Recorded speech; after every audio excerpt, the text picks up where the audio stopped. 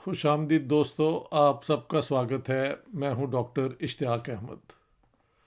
सबसे पहले मैं अपने उन दोस्तों को जिनके मैसेजेस ऑफ सॉलिडेरिटी और सपोर्ट मेरे लिए आए हैं, हाँ जी, जब मैंने ये कहा था कि मेरी अपना एज ए यूट्यूबर मेरा मिशन क्या है और मेरे साथ जो ये हरकतें हो रही हैं, आई प्रोटेस्ट, हाँ जी, उस पर I received a lot of solidarity. और वो हैं लोग जिनको मैं अपना दोस्त समझता हूँ, और हम एक और किस्म की बरादरी हैं। हमने हम दुनिया के अंदर जो हो रहा है आज और जो पहले हो चुका है, उस दोनों पे नज़र रख के बात करते हैं। और पहला असूल ज़िंदगी का ये है कि हर डॉगमा को क्वेश्चन करो, हर ये जो होती है मिथोलॉजी को एनालाइज करके उसमें से जो सच है वो डिस्कवर करो। तो आज का टॉपिक ये है कि डेमोक्रेसी की रिक्वायरमेंट्स क्या है, what really is democracy and why do we want it, उसके नॉर्म्स क्या हैं, उसके स्टैंडर्ड्स क्या हैं, और डेमोक्रेसी अगर कहीं पे हो भी किसी फॉर्म में तो उसका जवाल यानी उसका डिक्लाइन कैसे हो जाता है। When is democracy robust and growing and solid, or when does democracy weaken and actually get corrupted beyond repair? मेरे ख्याल से इस बात पे, क्योंकि I am basically a political scientist, तो let me share my views about democracy. देखिए, सबसे बड़ी बात यह है कि डेमोक्रेसी की अपनी एक हिस्ट्री है। आज से 2000 साल पहले, जिसे आप डेमोक्रेसी कहते हैं, आज अगर वही स्टैंडर्ड आप अप्लाई करें जो आज की जमहूरियत के हैं, तो वो आपको एक रेसिस्ट किस्म की डेमोक्रेसी लगेगी जो एथेंस में ग्रीस के इस शहर सिटी स्टेट में थी। So first of all, while the concept of democracy is continuous, उसका जो असेसमेंट है वो टाइम के साथ होता है। तो बात ये है कि जो आर्ग्यूमेंट्स मेरी इस यूट्यूबर वाली वीडियो पे दी गई वो ये भी थी 5000 साल 10,000 साल पुराने, यानी कार्बन के वो टेस्ट और ये और वो। Actually we know all that कि इंडिया कंटिन्यूस सिविलाइजेशन है, China is a continuous civilisation, और तो और इराक मेसोपोटामिया में कई लेयर्स ऑफ सिविलाइजेशंस आए जिस तरह इंडिया में आए हैं। तो हर एक ने अपना मार्क छोड़ा है। मिडल ईस्ट में अपनी एक अब्राहमिक ट्रेडिशन की है, वो भी 5000 साल तक जाते हैं, from the time of Abraham and Moses. ये सारी they are based on folklore, जिसको आज हम एक और तरीके से देखते हैं। जब ये आई रिलीजन, हिंदुइज्म भी, बुद्धिज़्म भी, तो they are basically attempts to understand कि यूनिवर्स किस लिए बना है, कैसे बना है, इसका कोई ख़ास डायरेक्शन है, ये हमेशा के लिए है कि कोई इसका एंड भी है। You know, all this questions have been asked down the ages. तो बेशक एंशंट इंडिया के अंदर एन मुमकिन है कि कहीं ऐसी स्टेट्स भी हों जहाँ पे रिपब्लिक हो, कोई किंग ना हो। तो आप कह सकते हैं कि उस ज़माने के लोगों ने अपने रूलर को चूज़ किया और शायद हटा भी दिया। Good, that's good. Similarly if you go to Africa, जिसको सब ने ब्रूटलाइज किया, वहाँ पे भी बड़ी ट्रेडिशंस हैं ट्राइबल इक्वालिटी की। जहाँ जहाँ ट्राइबल सोसाइटी, सिंपल सोसाइटी होती है, वहाँ पे कंसल्टेशन भी होती है साथ साथ। ये तो जब सोसाइटी हायर सिविलाइजेशन में जाती है तो उसमें हायरार्कीज पैदा हो जाती हैं। इसमें भी कोई शक नहीं कि हायरार्कीज जो है it has been part of civilisation. तो caste system is not the only form of hierarchy, social hierarchy. हर जगह हायरार्कीज रही हैं।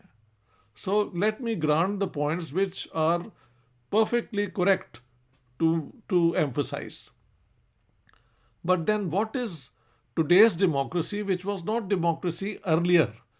पहले जो डेमोक्रेसीज थी उनकी क्या लिमिटेशंस थी, और आज जब हम डेमोक्रेसी की बात करते हैं यानी इंडियन कॉन्स्टिट्यूशन की बात करते हैं और उसके जो अचीवमेंट्स हैं बात करते हैं, वो क्या है?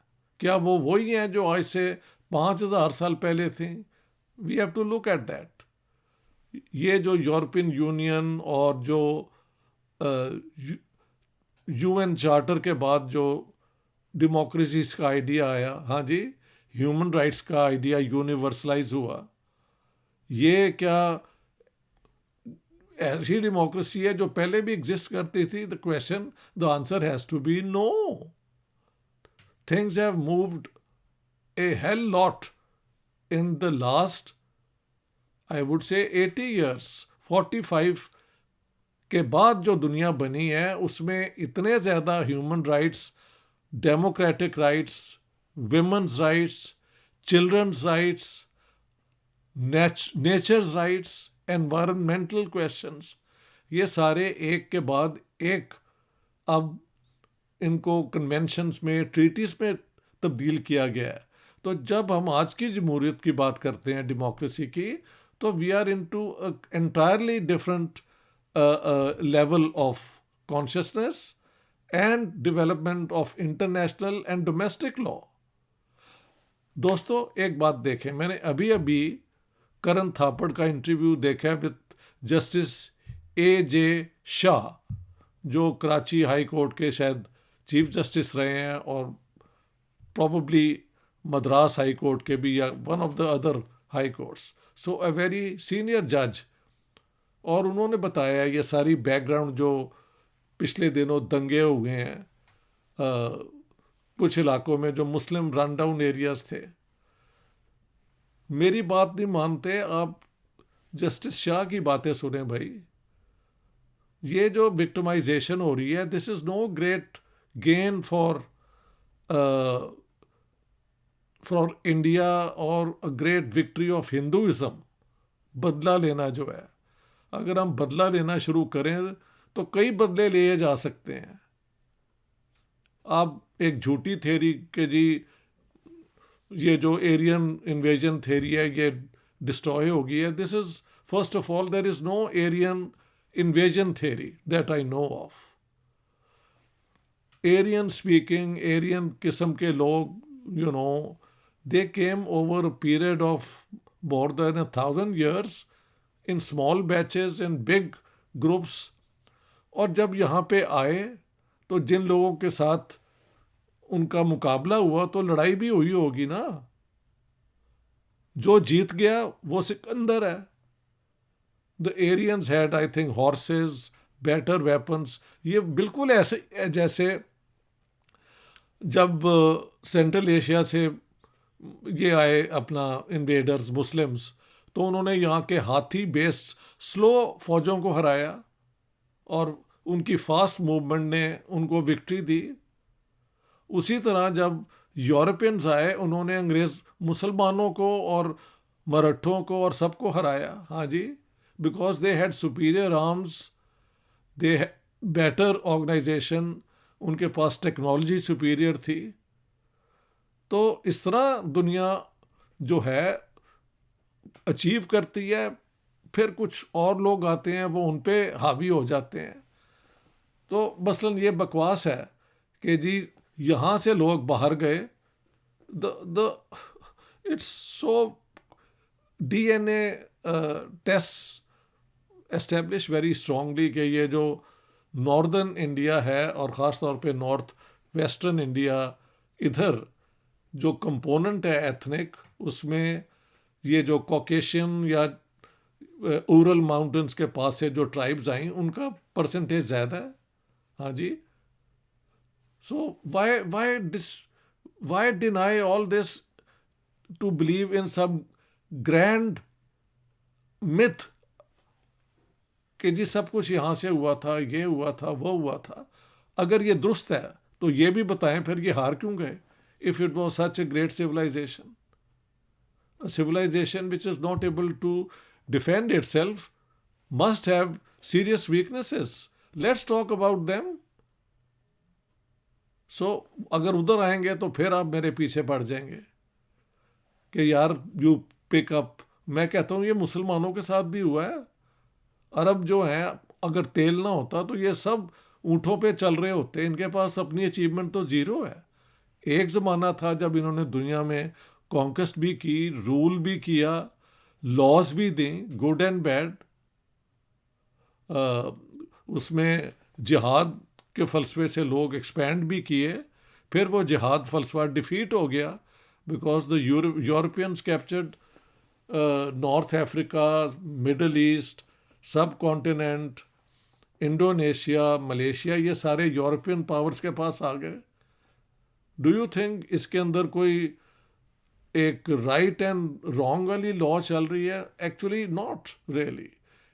मिलिट्री टेक्नोलॉजी जो है, जिसके पास सुपीरियर हो, बेटर फाइटिंग टेक्निक्स हो, प्लानिंग बेहतर हो, वो जंग जीत जाता है. अब आज के जंग का तो कैरेक्टर ही बदल गया. Why I am giving all this background so that you can understand what do we mean by democracy and why did democracy disappear in the ancient civilizations. I think that's the big question. मुझे यकीन है कि हिंदुस्तान के अंदर जब republics होंगी, जैसे कहा जाता है, किसी किस्म की उसे कहते हैं proto democracy, an earlier form of democracy. What is a proto thing? Proto is the first model, जिसके बाद फिर डेवलपमेंट होकर एक चीज़ बनती है. सबसे पहले किसी ने साइकिल का एक मॉडल बनाया होगा वुडन, उसको फिर इम्प्रूव करते करते करते जो बाद में साइकिलें बनी, मोटरसाइकिलें बनी. But the proto cycle was just a model, that's all. तो ये मॉडल किस्म के रिपब्लिकन प्रोटो डेमोक्रेटिक अगर कहीं थी इंडिया में तो great. But more important is why did all that democratic development decline? You have to have an explanation about Greece, जहाँ पे ये सारे यूरोप में और सारी दुनिया में कहा जाता है कि क्रेडल ऑफ सिविलाइजेशन है. द रीज़न इज़ कि first of all the Greeks ने जो अपनी सिटी स्टेट की डेमोक्रेसीज बनाई, उन डेमोक्रेसीज में 20% लोगों को पार्टिसिपेशन थी. Women were excluded. A very large number of people who were Greeks but not born in that city state, वो वहाँ रहते थे, उनको कोई political right नहीं था. And then a very large segment of population जो slaves थे. तो 20% की डेमोक्रेसी थी, 80% के साथ जुल्म था. तो अगर इंडिया में भी इस किस्म की कभी डेमोक्रेसी थी तो उसके फीचर्स ऐसे ही होंगे. क्योंकि आज की डेमोक्रेसी जो है, one man one vote, one human being one vote, everybody included, ये कभी पहले नहीं हुई और हो सकती नहीं थी. That's the point to take into account. Prototypes, rudimentary types, जो एक इनिशियल फॉर्म किसी की नज़र आ जाती है, तो वो तो अफ्रीका के अंदर भी हुई, जिसको सब ने आके ब्रूटलाइज किया. बड़ी बड़ी पुरानी उनकी ट्राइबल इक्वालिटीज़ होती थी. अरबों के अंदर बहुत ट्राइबल इक्वालिटी थी. अब भी पख्तूनों के अंदर जो उनकी सोसाइटी है, उसमें जो उनका मलिक होता है, he is just the leader. बाकी सब के सामने उसे जवाब देना पड़ता है. लेकिन ये पख्तून डेमोक्रेसी में औरतों का कोई रोल नहीं है, आपको नज़र ही नहीं आती अगर आप पख्तूनख्वा चले जाएं, Khyber Pakhtunkhwa. So these are not really democracies in the way we understand today, जिसकी बात मैं कर रहा था. Why did Greek democracy disappear? एक तो मैंने बताया कि वो बड़ी अनइक्वल और ओप्रेसिव डेमोक्रेसीज थी। आप पेरेक्लिस की अगर स्पीच सुन लें, considered to be one of the 10 great speeches of the world, fascinating when he speaks about Athenian equality, freedom to express. But the same Athenian democracy had vast number of people unfree who were slaves, और women को तो कोई right ही नहीं था उस Athenian democracy में। Second, ये city states 150-60 जो थी, हर वक्त एक दूसरे के साथ जंग करती थी। बाद में व्हेन क्रिश्चियनिटी केम और क्रिश्चियनिटी यहाँ पे फैल गई, तो फ्री थॉट, फ्री डिस्कशन ख़त्म हो गई और चर्च की मोनोपोली हो गई ऑन नॉलेज। हर चीज़ उन्होंने बाइबल से एसोसिएट कर दी। दुनिया कैसे शुरू हुई, कैसे ख़त्म हुई, किधर को जा रही है, ये ऑर्थोडॉक्सी, मैंने इस पे लेक्चर भी दिए हैं पॉलिटिकल थियोरी में, वो जो है अ स्टडी ऑफ पॉलिटिक्स में। If you go back you can find this for 1000 years and more democracy disappeared from the western world. उसकी जगह पे फ्यूडलिज्म आ गया। ये हिंदुस्तान के साथ हुआ होगा कि किसी ज़माने में चलो कास्ट सिस्टम इस तरह नहीं था, लेकिन जहाँ वो सॉलिड हो गया तो उसके बाद कंपार्टमेंटलाइजेशन ऑफ पीपल, ना ब्लड का मिक्सचर, ना बैठ के इकट्ठे खाना, हालांकि एक ही इलाके में रहते थे, तो उसमें डेमोक्रेसी तो नहीं ना हो सकती। पंचायत सिस्टम इज़ नॉट, ठीक है वो लोकल एक लेवल है, लेकिन जो बेचारा दलित था या शूद्रा था वो तो ज़मीन पे बैठता था, उसकी शायद बात सुनी जाती होगी, because you have to manage the village. That doesn't make it a democracy, it only makes it a functional small unit of society, that's all. कहीं भी हो तो अरबों की भी जो डेमोक्रेसी आपको नज़र आती है शुरू में, कि खलीफा जो है वो वही कपड़े पहन रहा है जो आम बंदा पहन रहा है, वो वही खाना खा रहा है जो बाकी खा रहे हैं, और हर एक आके उसको क्वेश्चन कर रहे हैं। Why was that possible? Because they were living at a primitive level. जहाँ दौलत आई, सिविलाइजेशन आई, डेवलपमेंट हुई। आप इस, अगर एक और है, read Rousseau, what he says, कि डेमोक्रेसी जो ये जो सिविलाइजेशन है वो इंसान को अनफ्री कर देती है। तो अनफ्री लोग हो गए, जो प्रिविलेज्ड ग्रुप होता है वो तो हमेशा मौजे लेता है। वो इंडिया की प्रिविलेज्ड क्लासेस हों, वो अरबों की हों, वो कहीं और की, चाइना की चाइना की हों, this is also a fact. लेकिन दुनिया में डेमोक्रेसी की स्ट्रगल जो है उसके पीछे 2-3 मूवमेंट्स हैं। एक मूवमेंट तो थी द साइंटिफिक रेवोल्यूशंस, जिन्होंने दुनिया का पूरा इमेज ही बदल दिया। कोपरनिकस ने कहा कि ये दुनिया जो है ये सेंटर ऑफ द वर्ल्ड नहीं है, बल्कि ये तो एक सैटेलाइट है सूरज का। और सूरज, एंड देन गैलीलियो और फिर न्यूटन की ग्रेविटेशनल थ्योरी ऑफ ग्रेविटेशन, और ultimately I would say Charles Darwin ने तो दुनिया ही बदल दी बाय टेलिंग अस कि we all have evolved over hundreds and thousands of years, हाँ जी, into what we are now today as human beings। इन सारी background में जो चीज़ नज़र आती है कि ना उसमें रेसिज्म की जगह बनती है, ना उसमें नेशनलिज्म की जगह बनती है। ठीक है, जो स्ट्रॉन्ग होता है वो सरवाइव कर जाता है, लेकिन डार्विन ने कहा था कि what happens in the animal world is not to be replicated by the human world। वहाँ पे आप इक्वालिटी लाएं, जस्टिस लाएं, प्रोटेक्शन ऑफ द स्पीशीज लाएं, ताकि ज़्यादा से ज़्यादा लोग सरवाइव करें। आप ये देखें, इंडिया की पुरानी पॉपुलेशन देख लें और आज की देख लें। How have people survived now into this region being the homeland of 2 billion people.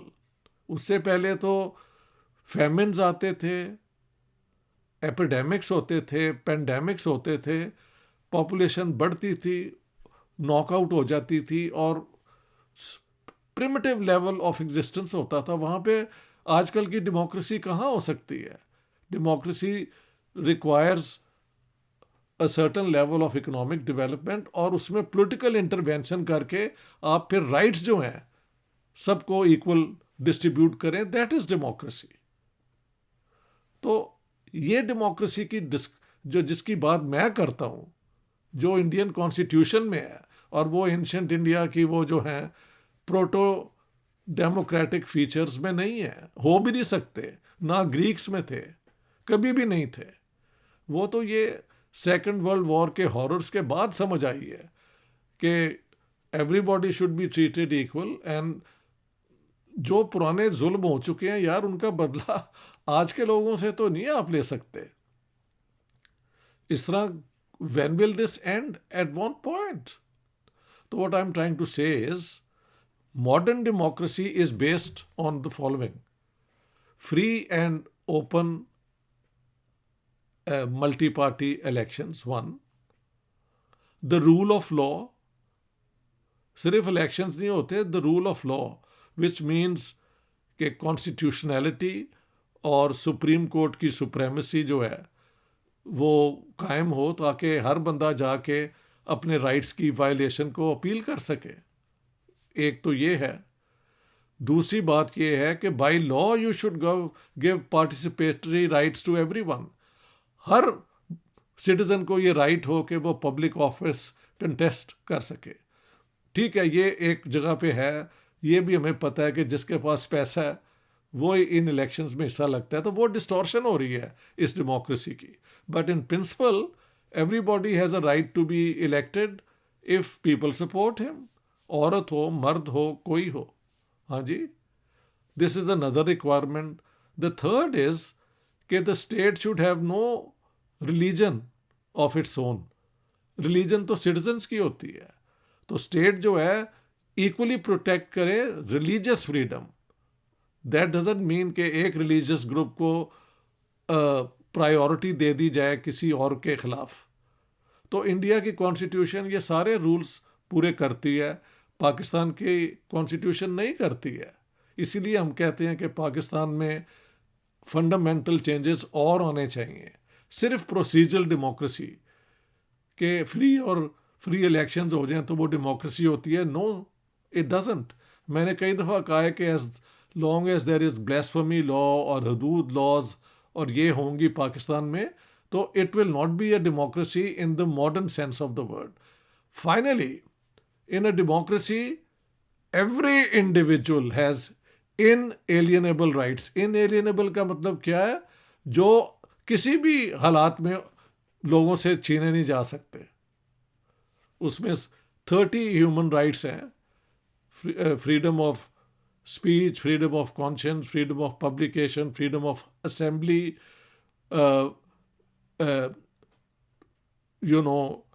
seeking the justice in a court of law, due process of law। हाँ जी, कॉन्स्टिट्यूशनल प्रोविजंस जो हैं वो अप्लाई करें, उनकी सुप्रेमेसी हो। ये सारी चीज़ें हैं, और तो और कुछ सोशल और इकोनॉमिक राइट्स भी हैं, वेलफेयर राइट्स, कल्चरल राइट्स भी हैं कि हर ग्रुप ऑफ पीपल, माइनॉरिटीज़, मेजॉरिटीज़ को अपने कल्चर, अपनी ज़ुबान को प्रिजर्व करने का पूरा हक है। तो I thought this is important to mention, क्योंकि इस तरह तो कहा जाएगा जी 5000 साल पहले इंडियन में डेमोक्रेसी थी। Good, where has that democracy gone? And can there be a democracy जहाँ पे स्ट्रिक्ट कास्ट सिस्टम हो, जहाँ पे कुछ लोग प्रिविलेज्ड हों और एक बहुत बड़ा सेगमेंट जो है वो कंडेम्ड हो to do hard labour, dirty work and so on? कोई अकल की बात करें यार आप लोग। ये सारी दुनिया में ऐसे ही था, और डेमोक्रेसी की तो स्ट्रगल अब चल रही है, it's not over yet. India में कॉन्स्टिट्यूशनली तो आपने कर लिया है, बहुत बड़ी अचीवमेंट आई वुड से।